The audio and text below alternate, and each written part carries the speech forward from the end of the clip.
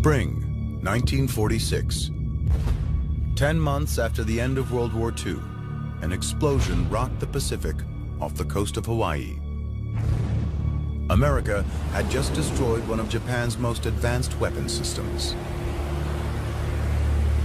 I was a lookout. When I got to look through the periscope, it was a monster, believe me. Rather than a belated attack against the defeated Japanese, the sinking of this top-secret submarine was a preemptive measure for the looming Cold War, a brazen decision by the Americans to keep the sub out of Soviet hands. The plan worked, and the weapon lay undisturbed at the bottom of the ocean for 6 decades. Until a team of underwater explorers from the University of Hawaii located its remains. The discovery sparked a new examination of the long-forgotten super sub. It can go around Cape Horn, it can go around the Cape of Good Hope. 37,000 That's right. This gave you enormous strategic options. You could basically attack anywhere in the world. This was a global weapon system. A system that defied conventional design and married the tactical advantages of sea and sky. As America scrambled to build nuclear bombs, and Germany experimented with powerful rockets, Japan hoped its secret weapon would change the course of the war.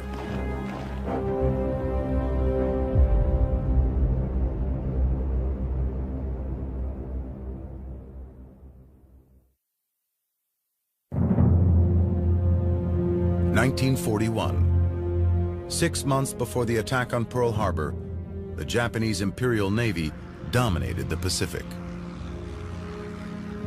The Japanese strike in December 1941 because they see it as a window of opportunity. Japan temporarily has the most powerful navy in the Pacific. Let's cash that in. The Japanese plan was simple. Hit hard and knock the Americans off balance. They believed this would force an American retreat, leaving Japan as the sole superpower in the region. The architect of Japan's Pacific strategy was Harvard-educated Admiral Isoroku Yamamoto. Yamamoto had mixed feelings about the campaign. In terms of his own personal opinions, he was very much against a war with the United States, which he felt was essentially unwinnable. But at the same time, in his capacity as Commander-in-Chief of the Combined Fleet, he felt he had to come up with some kind of strategy to make a Japanese war in the United States a viable proposition. But nobody realizes more than he how wrong it can all go. That's quite right. And his gambler's instinct tells him that it will have to be very long odds. He wants some capability of, say, taking the war to American home waters, really shock the American populace by some bold gesture. His gesture, the bombing of Pearl Harbor. The attack sank 5 battleships, 3 destroyers, and several small ships. But the Japanese mistimed their mission, because on December 7th, all 3 American aircraft carriers were at sea and out of harm's way. Japan also miscalculated America's will to fight back. One day after Pearl Harbor, the U.S. declared war against Japan. The fight was on. Both nations scrambled for advantage. The U.S. cranked up its industry and relied on its manpower, aiming to overwhelm the Japanese with superior numbers. But for Japan, the challenge was different. Knowing he would soon be outmanned and outgunned, Admiral Yamamoto needed more surgical strikes. In the months following Pearl Harbor, he strategized about how to bring the war across the Pacific to America, 5,400 miles away. He looked to the success of the German U-boats, the deadly Nazi subs that were preying on ships in the Atlantic. From February to May 1942, the U-boats sank 348 vessels, preventing millions of tons of American supplies from reaching Europe. Several of the ships were torpedoed within sight of New York City and Boston.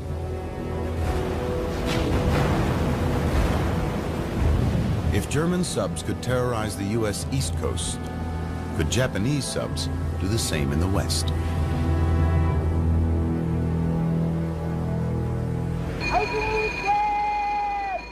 To find out, Yamamoto ordered a series of test missions.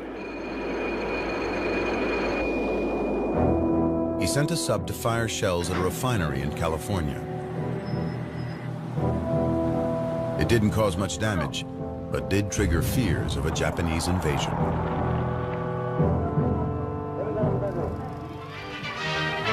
Along the Pacific, the hunt is on for the Jap submarine that brought the war to U.S. soil. Lying offshore, the Marauder opened up against oil refineries near the beach at Santa Barbara, a piece of shell made in Tokyo. It did little harm, but it was the first fired in this war against our own shores. The following day, coastal artillery brigades fired at what they thought were enemy planes. The guns were shooting at shadows. No sightings were actually confirmed. But the panicked American reaction did signify to Yamamoto that his instincts were correct. If he could strike the Americans at home, he might make them think twice about an all-out war with Japan. To instill such fear, he would need more firepower than a few small subs could deliver. An aircraft carrier and fleet of bombers would be ideal. But with the U.S. on high alert, no carrier could sneak up on the West Coast. Yamamoto needed something unexpected.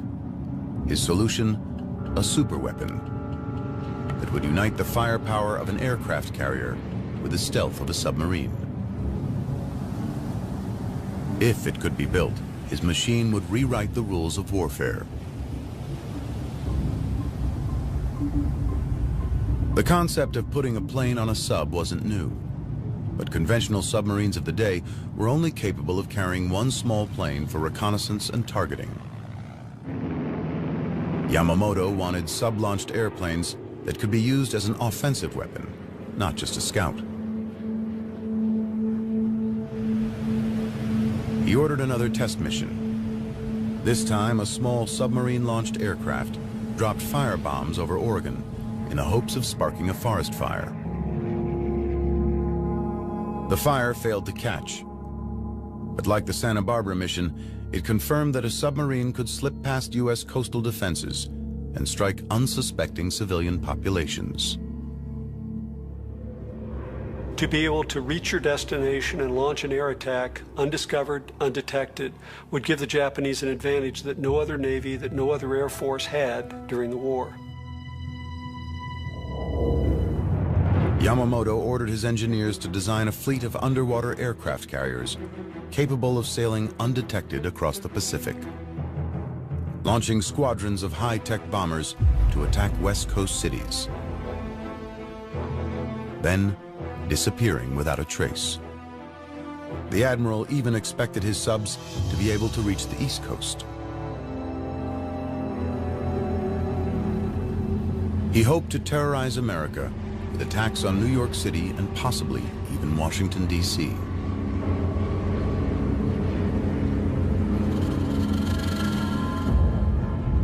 So you've got a whole potential here for attacks in the coastal area, where, of course, a large proportion of the American population is concentrated. That's right, yeah. New York City, for example.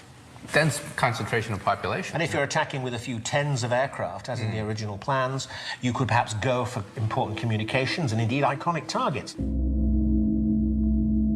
The admiral named the sub the I-400 and declared it top secret. But still to be determined was whether Japanese engineers could bring Yamamoto's ambitious vision to life. Their window for success was a small one. In America, the U.S. had accelerated its own work on a superweapon that could change the course of the war. The effort was codenamed the Manhattan Project. It was headed up by Robert Oppenheimer, a professor of physics at UC Berkeley. Oppenheimer gathered the nation's top engineers and physicists, challenging them to overcome the enormous technical complexities of splitting the atom and creating an atomic bomb.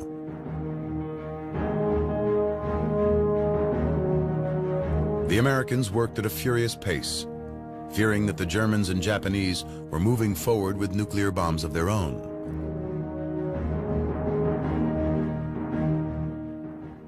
Meanwhile, Japan's super submarine was running into obstacles. In Tokyo, naval architects were struggling to find a design that could fulfill all of Yamamoto's needs. You're going to need a very large and impressive submarine indeed. You're going to have to go into new territory, in fact, as far as submarine design is concerned. The standard submarine at that time was shaped like a cigar, with a cylindrical hull up to 300 feet long. But no one knew whether that conventional design would be able to support a heavy hangar and 3 attack airplanes. You're going to need a very large hangar beginning there, moving past the superstructure, and ending up about there. What do you do with the navigational area here? You have to move it to the side of the ship and on top as well. So that's a lot bigger. These contain very large aircraft. That's not long enough. So you need a much, much longer flying off deck. And therefore you need a much, much bigger submarine. This is a transformation in the whole concept of the submarine. When we assemble these pieces, we'll end up with a scale model submarine that's about the same as a full-size submarine, which is 10 times longer than it is wide. Dr. Harold Vincent is an ocean engineer at the University of Rhode Island. He has his doubts about the practicality of the design.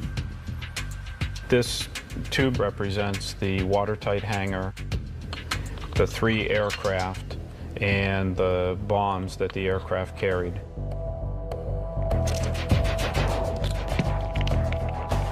So we'll seal off the end of the hangar here. So let's see what happens when we put it in. Okay. Oh, geez. So that tilts right over with that on top. Capsizes right over and sinks. So therefore, they had to come up with some other method to be able to put a heavy hangar with all that aircraft up high out of the water. Adding the hangar to a conventional sub clearly wasn't the answer. The next seemingly obvious approach would have been to scale up the size of the central cylinder to lower the center of gravity. Well, a large single cylinder would be extremely heavy in weight, would have to have very thick walls in order to withstand sea pressure down to 300 or 330 feet. In order to hold this above the surface part of the submarine, totally stable, was simply impossible having this traditional submarine design. Tape up the other end, and then we can take these. The Japanese came up with an innovative alternative. So now we'll try this twin hull design.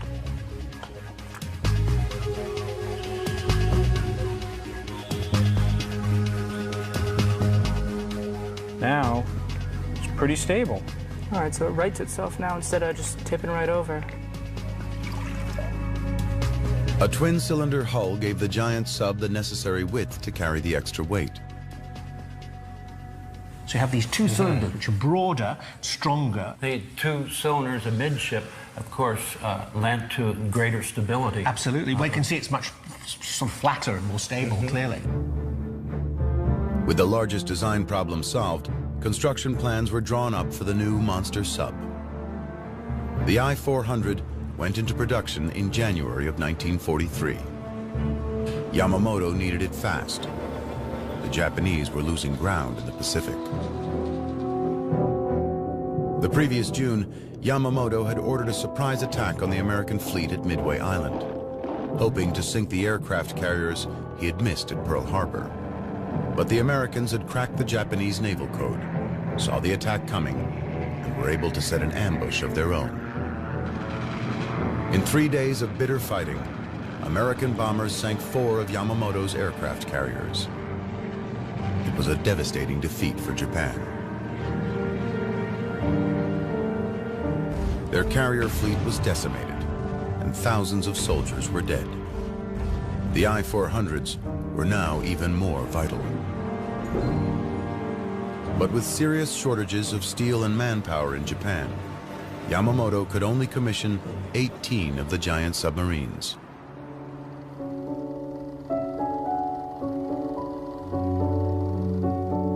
With work on the first I-400 underway, the Japanese Navy began development on the secret bomber that would be carried in the watertight hangar on the deck of the sub. The plane was called the Seiran, meaning mist on a fair day.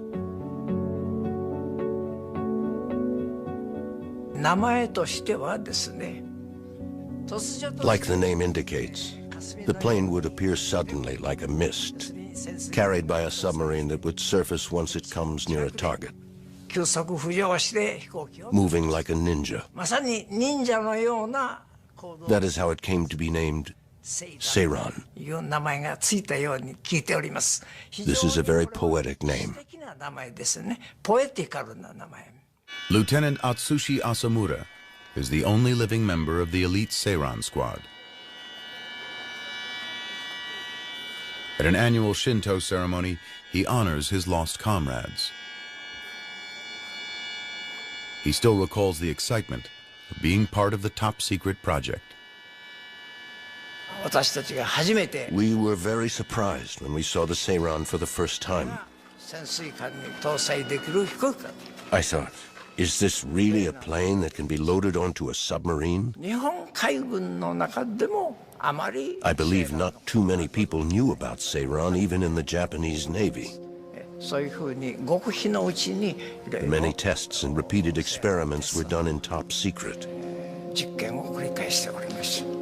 With a maximum speed of more than 200 miles per hour and the capacity to carry a 1,700-pound bomb, the newly designed Seiran would be an intimidating warplane.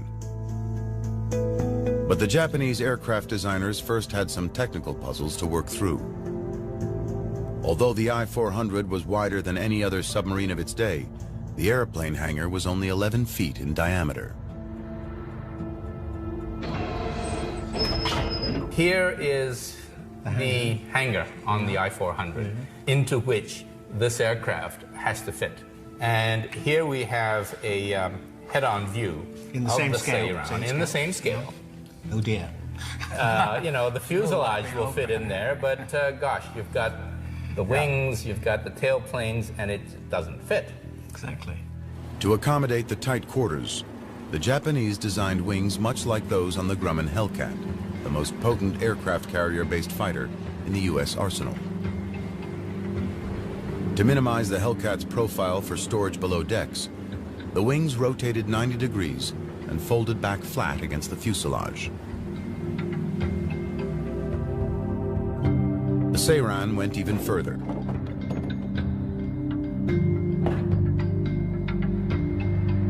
It had a tail fin that folded down to reduce height. When we do all of that, it fits very neatly. Very neatly. But there was still one major problem the Japanese designers had to solve.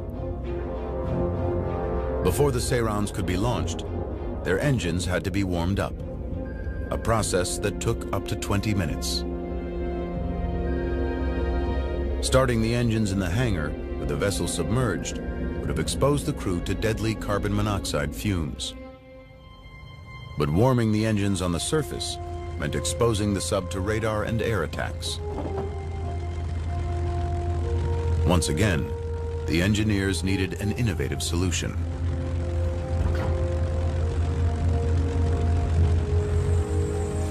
At a small airport in Connecticut, former Air Force gunner Craig McBurney knows all about the problems of warming an engine before takeoff. This is his pet project, a rare 28-cylinder Corsair engine. It's larger than the Seiran's engine, but shares similar characteristics. Okay, we've got a clear prop. Clear prop.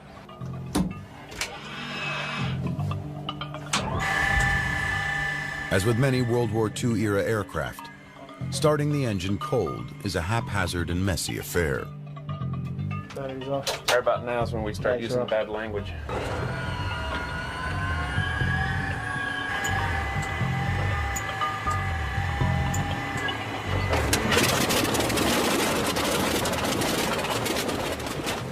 The problem is the viscosity of the cold engine oil. You can see how thick the oil is because it hasn't been heated up. And you know how critical the tolerances are inside the aircraft engine, how tight they are and how small the passages are. Wow. So it would really make a significant difference trying to pump that heavy, thick oil through an aircraft engine. Warming the oil makes a noticeable difference. We heat it up to about 60 or 70 degrees Celsius, which is 140, 160 degrees Fahrenheit. It's the same oil that's just been heated up with the preheater. And right through it. Almost. Wow, look at that. Like pouring water. What a difference. Yeah. And you can imagine how critical that would be to have the engine heat up that much faster, especially in a combat situation. Yeah. McBurney uses an external tank to preheat the oil. Inside this container, we have the main engine oil tank here for feeding the engine oil, and then we've also installed our own pre-oil tank with a heater on it. And with the preheater on it, we're able to raise the temperature quite a bit. We can get the temperature up to about 120 degrees. So we need to open this valve, and we'll go ahead and open the engine oil tank valve as well. The warm oil can be pumped directly into the cold engine. Clear prop! Okay, go ahead and engage the starter. The results are easy to see. Boy, I tell you, that's incredible. The temperature's almost already at the takeoff temperature. Amazing difference. Can you imagine in a combat situation? McBurney's warming method was the same one Japanese engineers turned to for the Seirans. It's actually borrowed from a German design.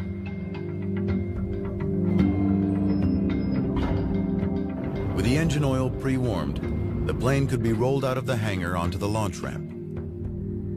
The engine started.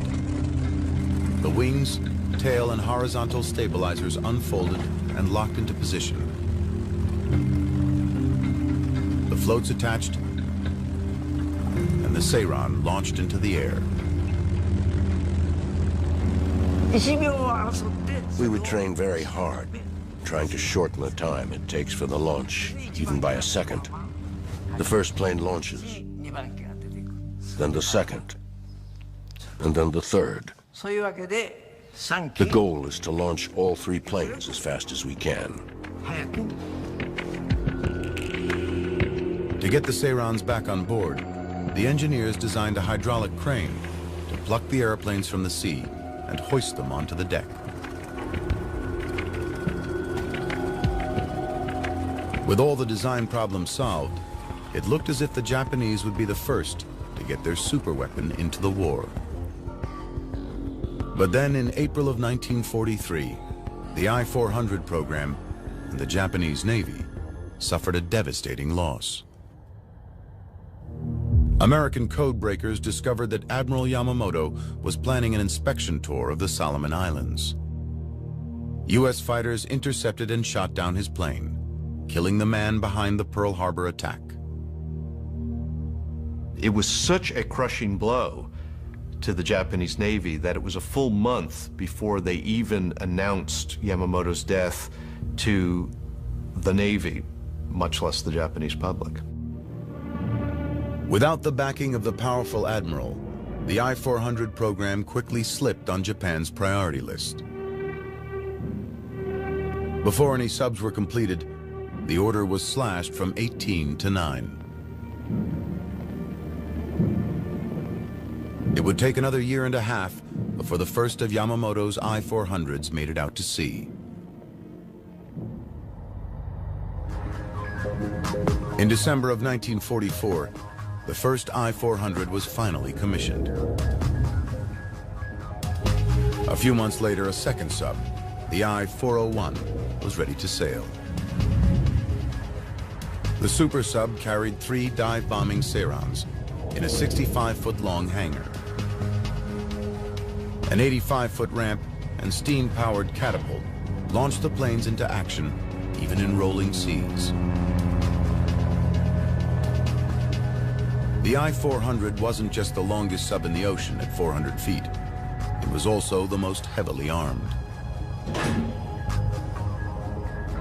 On the aft deck sat a giant 140-millimeter gun, one of the largest ever mounted on a submarine. 4 anti-aircraft guns defended against aerial attacks.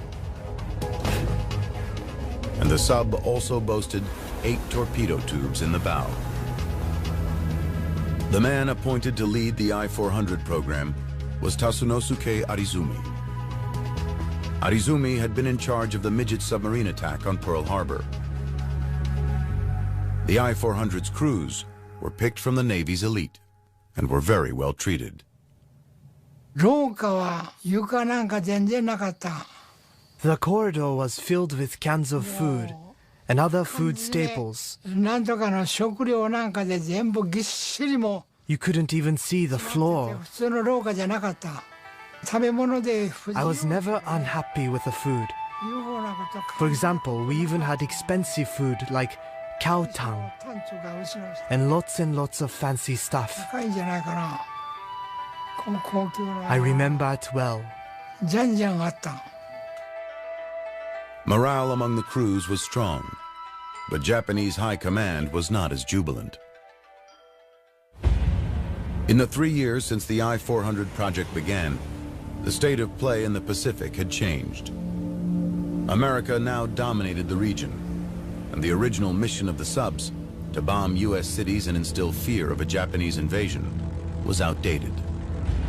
They just didn't have enough firepower. With each sub carrying 3 planes and each plane carrying only 1 bomb per flight, they could do little real damage. By comparison, Nazi bombers dropped an average of 330 bombs per night for 57 nights during the London Blitz. And still, the British didn't surrender.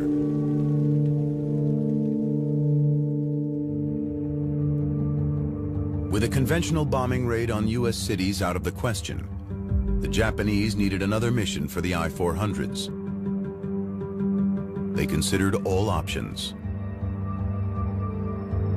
As the Japanese were becoming frantic for any means of inflicting more pain on the United States, in an effort again to slow our advance or get us to negotiate a peace, the Japanese considered using germs against American cities. This was discussed, and the obvious means of delivering these would have been by submarine-launched aircraft, from the I-400s, from other submarines. In the spring of 1945, Vice Admiral Jisaburo Ozawa proposed a top-secret, controversial plan. He suggested using the Sairons to unleash biological weapons on the U.S. West Coast. Such an attack could kill thousands and create panic across America.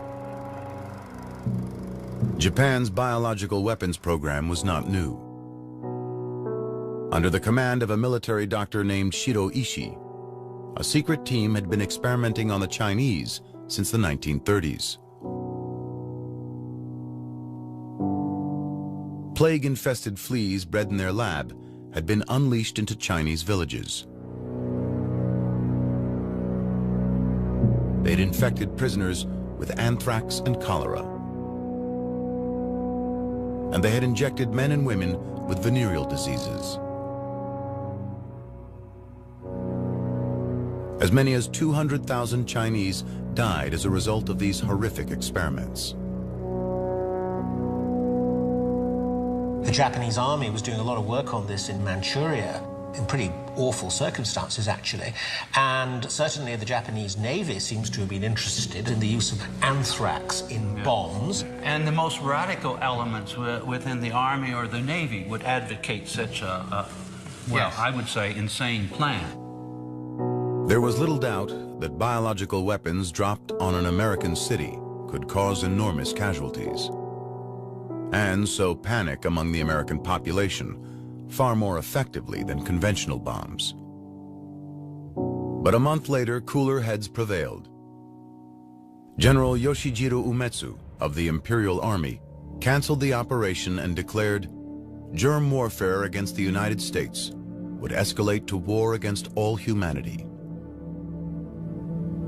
With a biological attack off the table, the Japanese High Command found a new mission for the I-400s, an attack on a key strategic target.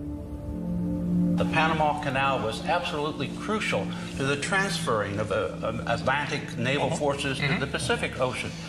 So which is why the Japanese wanted to attack it. Well, of course, and we understood that. Any logical military scenario would want to attack the Panama Canal. If Japan could take out the canal, it would bring ship traffic to a halt and force the Allies to use the much longer route around Cape Horn. Japanese military planners and intelligence experts worked together to map out the attack. The plan went something like this, that this flotilla of submarines, four submarines carrying 10 aircraft, would come, keeping a due distance, having come a long way across the Pacific. Yep, 8,000 miles or so, yeah. Until they come to their launch point off Ecuador. Roughly about there. And then they surface and they launch their planes, 6 aircraft, as quickly as they can. And so as to surprise the enemy completely, they go off in completely a different direction. They fly across Colombia. All 3 of them. Then they turn sharply over here, yeah. And then suddenly, and they perhaps dive to low level, they come down here towards the canal and hit it on its northern end in the locks here. The mission would be extremely hazardous for the I-400 fleet. Before striking the canal, the subs would have to navigate through waters swimming with Americans. By the summer of 1945, essentially the Pacific was an American lake, and so that meant it would be relatively difficult to get any kind of vessel safely into the area of the Panama Canal. But the Japanese did have one ace up their sleeves, a secret technology that the I-400's designers had borrowed from the Germans. A technology that could help them elude enemy sonar. Sonar works by bouncing sound waves off hard objects like ships. By measuring the time it takes for sound waves to travel to the target and back, the system can calculate its location. But the I-400s, like some German U-boats, were equipped with a new stealth shell designed to absorb sound waves instead of reflecting them. Called an anechoic coating, it was made up of rubber and asphalt tiles that dampened the sonar fingerprint of the subs as they slid through the water. These anechoic coatings did work remarkably well, and their details are still highly classified. For the I-400s, getting across the Pacific undetected was only step 1. Their targets, the Gatun locks on the Panama Canal, were heavily guarded by anti-aircraft guns. The Sairons could come in above the gun's range, but that would make hitting the targets almost impossible. Those locks, the walls, were incredible structures of reinforced concrete that at the base were 50 to 60 feet thick. At the top, maybe 8, 10, 12 feet thick. The gates themselves, maybe 90 feet wide. They were 6, 7, 8 feet of steel thick. But from 13,000 feet, they would have looked like just a hair from that kind of altitude. The challenge of high-altitude bombing is easy to see. When a B-29 outfitted with a World War II-era bomb sight drops a half-dozen water bombs on a stationary target in the California desert. Not a single bomb hits home. The closest lands more than 500 feet away. For a target like the Gatun locks, anything less than almost a direct hit within a foot or 2 or 3 of the target would be a waste of energy. Given the relatively primitive bomb sights that the Japanese were using, their chances of being able to hit a target like that were pretty slim. And with only 6 planes carrying 1 bomb each, the Japanese knew there was no room for error. Keeping with Japanese military tradition, a decision was made to turn the attack into a one-way trip. The pilots were ordered to go kamikaze. By that point in time, just about all Japanese air missions were being flown as kamikaze missions, one-way missions, and the plan was to do the same here. Given our lack of resources at the time in Japan, we had no choice but to go kamikaze.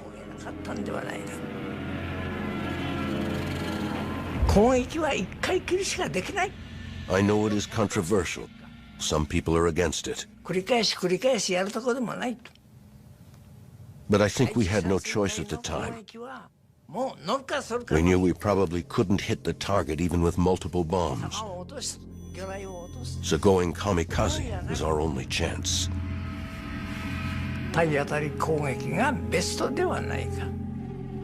The I-400's crews prepared for the Panama Canal mission. But the window of opportunity for the strike was closing fast. By the spring of 1945, America was already deciding on potential targets for the atomic bomb. Then the war arrived on Japanese soil, when Allied forces invaded the island of Okinawa.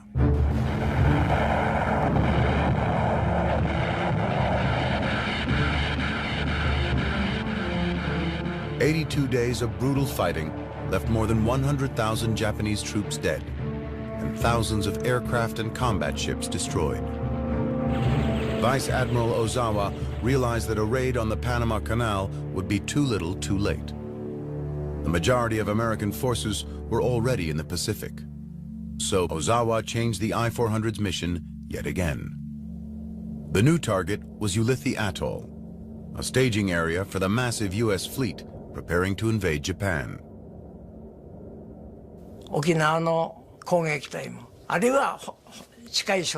Ulithi was the likely base for the units that attacked Okinawa,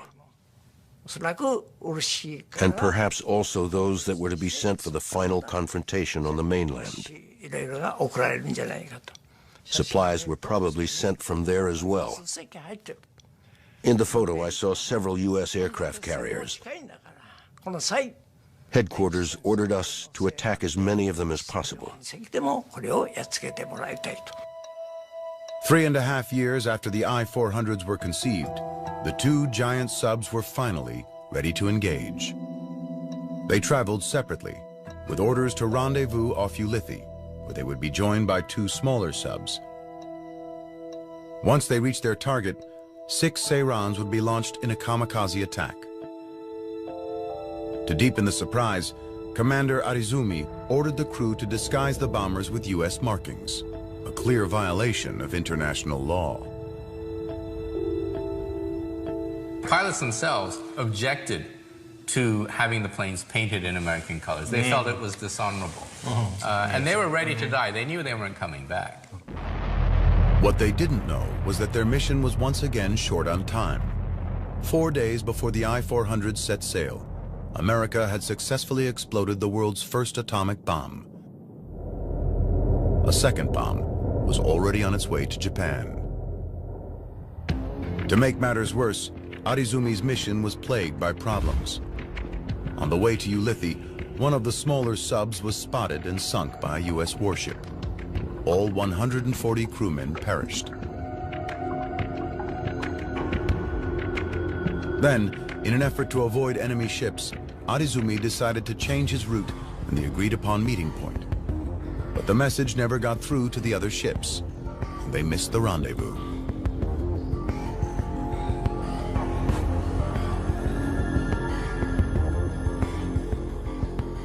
As the I-400 and I-401 scrambled to regroup and renew the attack, shocking news came over the radio. The American superweapon had blown the war wide open. On August 6, 1945, an American atom bomb annihilated the city of Hiroshima, killing as many as 80,000 people. On August 9th, a second bomb decimated Nagasaki. 40,000 died, and the city lay in ruins. 6 days later, Japan surrendered to the United States.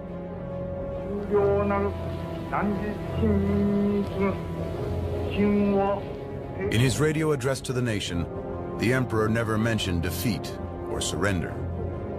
Instead, he told his people, "We have to endure the unendurable and suffer the insufferable." The next day, on the 16th, we received a telegram ordering us to cease fire. Receiving this unthinkable telegram, we gradually grasped the reality. From then on, the real drama began on board. There was no concept of surrender and remaining alive in the Japanese Imperial Navy at the time. The captains of the two I-400s reversed course and raced back toward Japan. Neither wanted to give up his prize ship, nor suffer the humiliation of being captured in enemy waters. Worried about retribution, Arizumi ordered the crews of the two subs to dump their US-marked Seirans into the ocean. They did so, destroying the evidence just in time. On August 28th, two US destroyers discovered the I-400. The captain surrendered peacefully.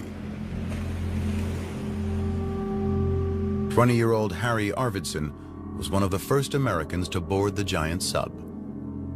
As we approached the submarine and saw what it was, I thought to myself, man, that's the biggest thing I ever seen.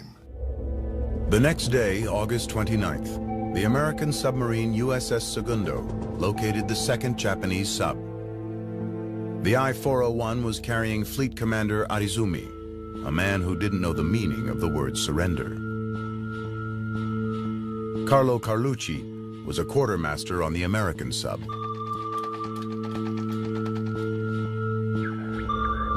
It had to be 3 or 4 o'clock in the morning, before daybreak. That was when they picked it up on the radar. They didn't know what it was until they got fairly close. Sugio Yata was a young sailor on the I-401. We didn't want to give up this magnificent ship to the US. We thought it's a shame for it to be captured. Though the war was over, surrender did not come easy for the prideful Japanese sailors. Things were hot and cold. You never know, yes or no, were they going to shoot, not shoot. We were heading back to Japan, but we talked about how to prevent the Americans from taking the sub. So we talked about sinking it near the coast. But before the Japanese could carry out their plan, the sub's engines temporarily failed. The Segundo signaled for the massive sub to surrender. Arizumi refused. Several tense hours passed, with the Segundo's weapons trained on the I-401. Maneo Bando remembers the capture.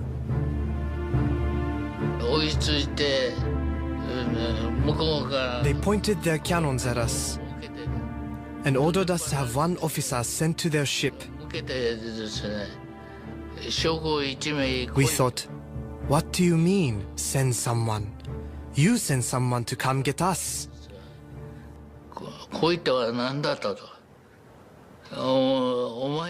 We insisted on displaying our pride and dealing with them man to man.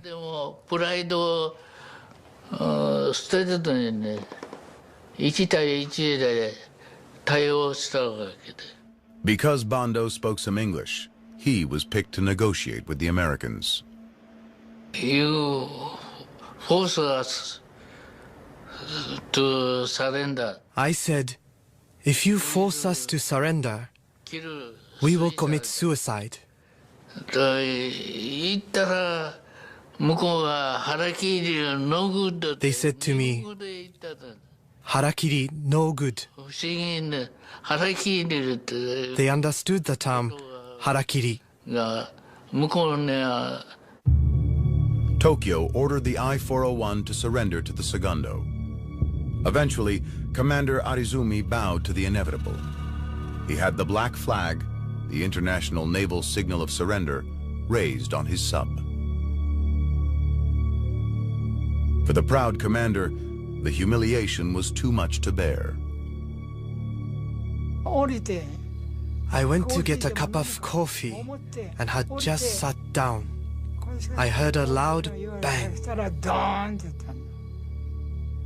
That was the suicide. The captain and I rushed inside, and we saw he'd taken his own life. I heard the captain say, he finally did it. Nearly 200 Japanese servicemen were taken prisoner that day. Sailors, pilots, and support crew.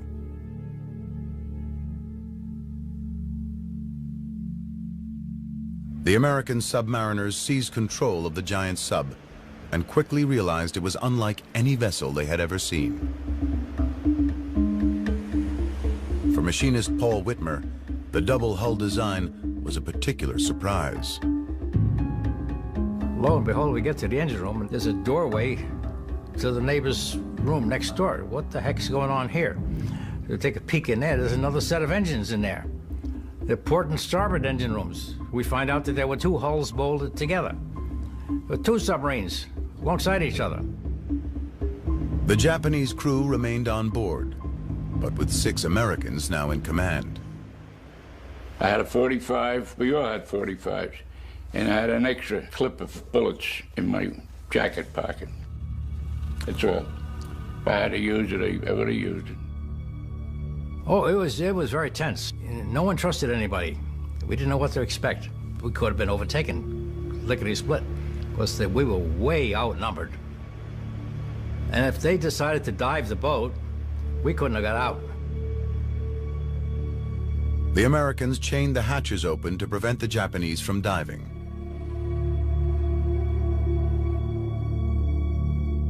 But as time passed, tensions slowly eased between the former enemies. They now had a common goal: to get the subs safely back to Tokyo.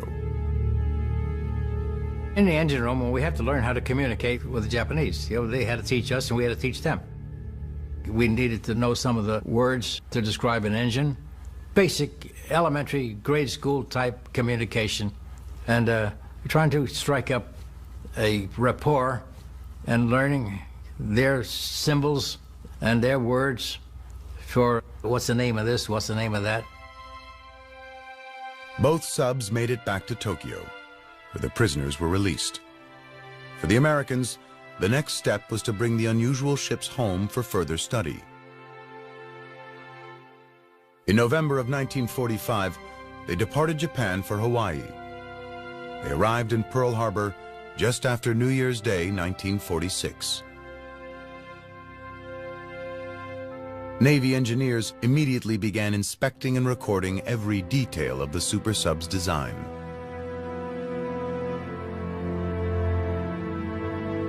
But by the spring of 1946, a new post-war reality had taken hold, and the I-400s were once again shrouded in secrecy. This time, it was the United States hiding them from the Soviet Union. Large aircraft-carrying submarines intended for strategic attack on their enemies are exactly the things you don't want the Russians to have. And this is now the Cold War. That's right. Beginning, yes. The beginning of the Cold War. Take her down before we're spotted. Worried that the Russians would demand to inspect the subs, the U.S. Navy made a hasty decision.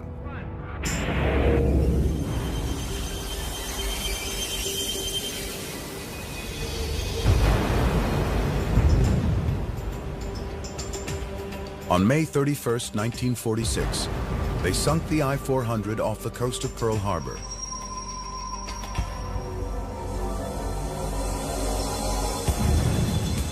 Two days later, the I-401 joined it at the bottom of the sea.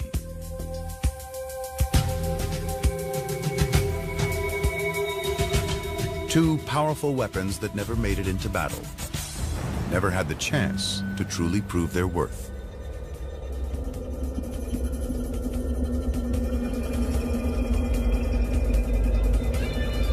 If the question is, would the I-400 operation decisively change the course of the Second World War? Ultimately, no, I don't think so. It would have made things worse in 1942, yes, but not in 1945. Correct. And Japan surrenders because of the overwhelming material superiority of the United States. The United States has got the willingness and the desire to deploy that overwhelming power. Ultimately, the I-400 arrived too late in the war to make a difference. But while its timing was flawed, its technology was ahead of its time. The innovative design became a model for future Cold War submarines and changed military thinking about how they could be deployed. In the 1950s, a new type of U.S. submarine, the Regulus class, began patrolling the seas. It bore a striking resemblance to Japan's World War II super sub, though it launched missiles, not airplanes, from its deck-mounted hangar.